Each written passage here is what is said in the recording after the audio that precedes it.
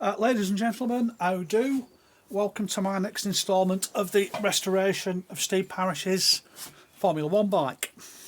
I'd thoroughly intended to video me installing the crankshafts and the top engine case. However,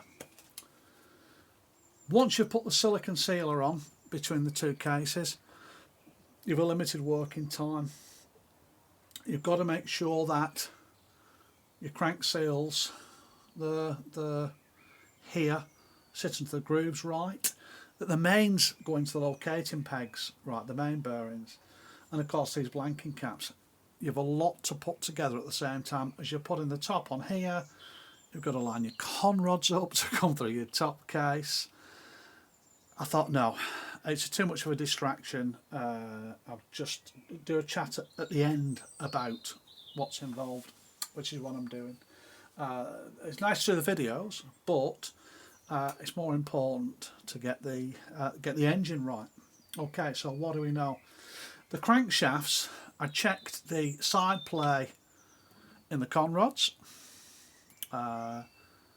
within spec. I checked the clearance where the thrush washers are at the bottom on the big end, all in spec. All the mains felt good. They have a labyrinth seal in the centre of the crank. Go and look that up. They last forever and a day. I wasn't worried about that. It's a non-contact seal, a labyrinth seal. So I left them. I thought, well, do you know what? While it's out, and I do have a set of crank bearings, I'm going to fit the outer mains on each crank, two cranks, geared together on the other end. So I've done that. I put 4 new bearings in, and it was only because I had them to hand, and I thought, well, I'm going to fit them. So that's done. Obviously, new crankshaft seals, genuine Yamaha, new blanking caps for this crank and for where the balance shaft would be, which it doesn't have. Obviously replaced them, genuine Yamaha, and like I said, the sealer I put in, limited working time. What do I need to know? Well, holding this top case to the lower section, there are, I think, 4 different lengths of bolt, which is pretty crazy, isn't it? So if you're dismantling one, take great care to see which comes out of what, because as good as the factory manual is, and I have one, it doesn't tell you that. What it does tell you is down the opposite end, on the drive side, there are 2 specific bolts, and specific in so much as the colour's different. The black bolts now, the rest are like normal zinc finish. They're black. Now, they're slightly longer than the rest, and I'm suspecting they might be high tensile bolts because they're down the drive end. Who knows? Either way. So you've got quite a range of bolts there. And the other thing is, like I was saying about the time taken to assemble it, I couldn't risk getting anything wrong. Obviously, everything's torqued up. I have my snap-on click type torque wrench. Torqued all the fasteners up to make sure they were right, but there's a sequence, so you can't just go 1, 2, 3, 4. And on the top case and just on the under edge there, they're all numbered, so you can actually work that out yourself, because it does tell you what number to torque them up in. Now, where the manual does come in is that does give that bit of information there, and then it tells you about the black bolts, which were specific. So that's gone in. The cranks rotate freely, which is, I'm saying that, the cranks rotate freely, which is obviously a check as it's going back together. They're okay. All new seals, 4 new bearings. I have managed to find some of the parts needed for the clutch. We'll look at that at a later date. The pistons are going to be a little bit of a problem, because like I've said before, Dave Johnson fitted YZ125 pistons at the motocross bike, single ring, what's that look like?